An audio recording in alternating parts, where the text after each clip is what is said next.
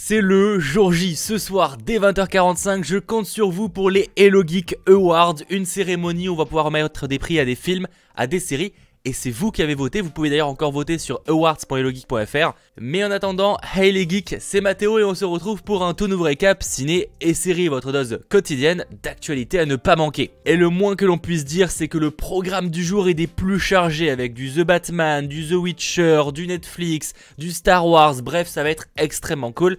Du coup, ne perdons pas plus de temps et actualisons. Et pour commencer, forcément, The Batman tourne en ce moment même à Glasgow en Écosse, et après le reveal officiel de Matt Reeves, cette fois c'est un plan bien plus large du costume qui vient de fuiter. On voit le nouveau Chevalier Noir sur sa Batmoto, précision importante, il s'agit visiblement d'un cascadeur et non de Robert Pattinson. Et dernière précision, le costume évidemment ne rendra pas exactement comme ça une fois à l'écran. En revanche, ça nous en donne quand même une bonne idée. Il y aura énormément de travail en post-production, comme peut-être le rajout d'une cape et des effets spéciaux pour les yeux. C'est quelque chose de courant dans le cinéma, suffit de voir les photos de tournage de certaines scènes des précédents Batman. Sur une moto, la cape peut vite être ingérable et il est souvent préférable de la rajouter en post-prod. Ces images nous montrent aussi que ce costume a l'air d'être un peu plus fait maison que dans les autres films. Le Chevalier Noir en étant à ses débuts, il doit probablement encore tester et rajouter ce dont il a besoin, et mélanger pourquoi pas diverses tenues de combat. Et aussi on voit qu'il aura de petites oreilles. Notons aussi la présence d'une autre moto sur la scène ainsi que d'une conductrice. La théorie la plus probable c'est qu'il s'agirait de Catwoman qui sera incarnée par Zoé Kravitz, mais là aussi visiblement c'est une doublure cascade. Ayant des motos assorties, ça peut indiquer que les deux seront alliés au moins en apparence. En tout cas, ces photos prises dans un cimetière sont assez folles, le photographe était clairement très proche de la scène. À se demander si ça n'a pas fuité volontairement. The Batman sort le 23 juin 2021. En parlant de DC Comics, très en vrac, Décideur révèle que la seconde saison de la série du DC Universe Harley Quinn arrive le 3 avril aux US.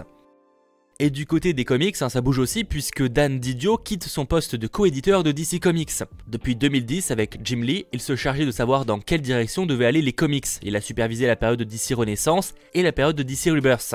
Dan Didio quitte donc l'entreprise à l'aube du nouvel ère où la timeline des comics sera apparemment revue. Affaire à suivre concernant le remplaçant, certains espèrent par exemple Scott Snyder.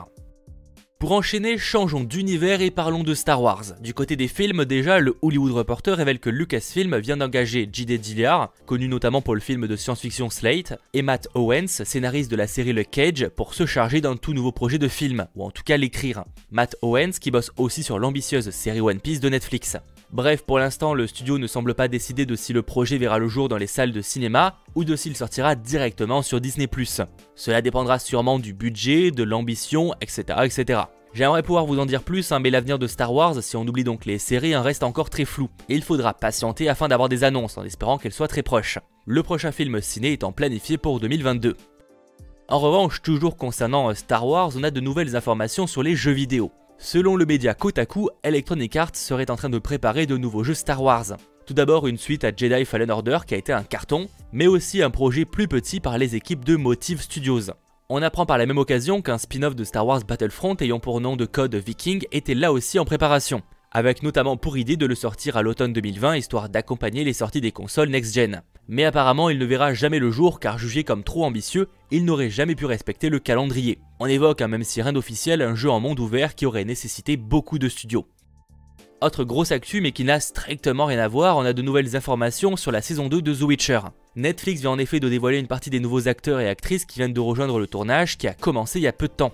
Yassine Atour sera Cohen, un sorceleur, Agnes Bjorn incarne Verena, un personnage qui prend l'apparence d'une sorte de chauve-souris géante et qui entretient une relation avec Nivellen. Nivellen d'ailleurs qui sera donc joué par l'acteur de Game of Thrones, Christopher Reeve, un homme maudit qui prend l'apparence d'une sorte de monstre. Paul Bullion va lui jouer Lambert, un sorceleur de l'école du loup. True Estred Rasmussen, excusez-moi pour la prononciation très horrible, va incarner Eskel, un autre sorceleur de l'école du loup. Ce qui indique clairement d'ailleurs que la saison 2 va nous y conduire à un moment. Ensuite, Aisha Fabienne Ross va jouer Lydia, et pour terminer, Mecha Simpson sera Francesca, une elfe.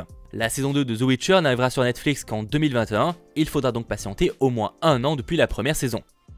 Toujours sur Netflix, après là aussi plus d'un an d'attente, elle arrive enfin à la sulfureuse saison 2 de Paradise Police. La plateforme de streaming vient de dévoiler sa bande-annonce et c'est clairement toujours aussi déjanté. Rendez-vous le 6 mars et j'ai extrêmement hâte. Qui sortira aussi en 2020 sur Netflix, mais à une date inconnue, on a le prochain film de George Clooney, qu'il va donc réaliser et jouer. Ça s'appelle The Midnight Sky et le tournage est apparemment terminé. Pour en finir avec Netflix, Variety a pu apprendre que l'actrice Priya Ferguson vient d'avoir une promotion et obtient une forte apparition dans la 4ème saison de Stranger Things.